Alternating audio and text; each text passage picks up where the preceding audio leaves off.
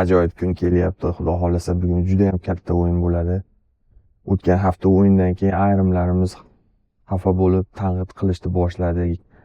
Ayrimlarimiz ishonch yo'qotdik. Ayrimlarimiz esa natijaga qarab baho berishni boshladik.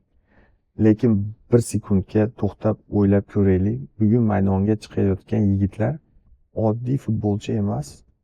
Ular bir paytlar mahallasida chang ko'tarib to'p tepgan bolalar edi. Ular sovuqdan mashg'ulotga olib borgan otalarning orzusi. Ular har safar duoga qo'l ochgan onalarning umidi edi.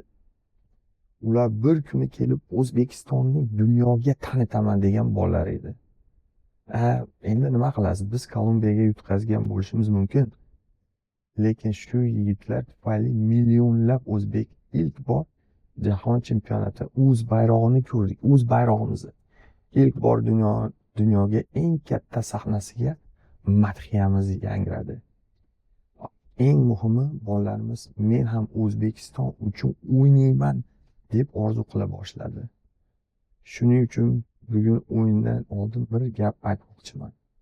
Yutsa ham, yutqazsa ham rahmat yigitlar. Sizlar allaqachon men uchun g'olibsizlar. Men uchun ayniqsa aniq qahramonsizlar.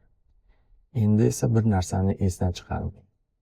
Yigitlar, sizlar birinchi marta to'p tepgan kunni eslang. Mahallada quyosh botguncha o'ynagan kunlarni eslang. Hisobni emas, orzuni o'ylang. Bosimni emas, futbolni sevgan bolani eslang. Bugun maydonga futbolchi bo'lib emas, o'sha mahalladagi bola bo'lib chiqqaningiz eslang. Qolgani esa Allohning qo'lida. Biz allaqachon sizlar bilan faxrlanamiz. Azizlarim, olg'a O'zbekiston.